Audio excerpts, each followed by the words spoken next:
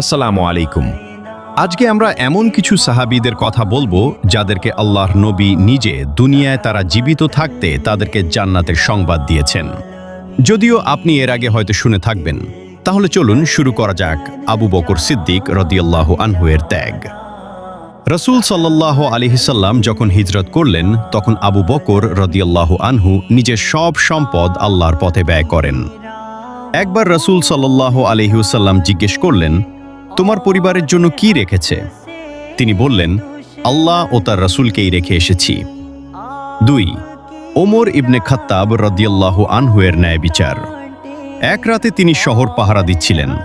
দেখলেন এক মা তার বাচ্চাদের শান্ত রাখতে হাঁড়িতে শুধু পানি ফুটাচ্ছে, খাবার নেই।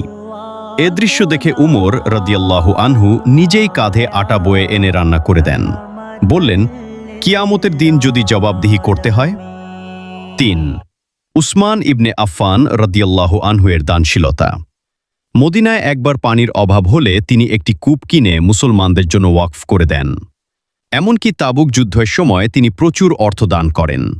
রাসূল সাল্লাল্লাহু আলাইহি ওয়াসাল্লাম বলেছিলেন, আজকের পর উসমানের কোনো আমল তার ক্ষতি করবে না। 4. আলী ইবনে আবি তালিব। আলী ইবনে আবি তালিব রাদিয়াল্লাহু আনহু এর সাহস।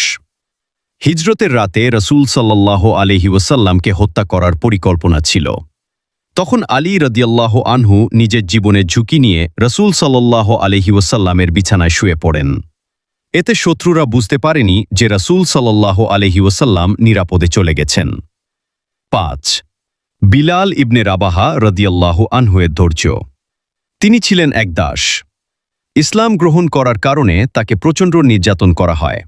গরম বালির উপর শুয়ে পাথর চাপা দেওয়া হতো। তবুও তিনি শুধু বলতেন, আহাদ আহাদ, এক আল্লাহ। 6.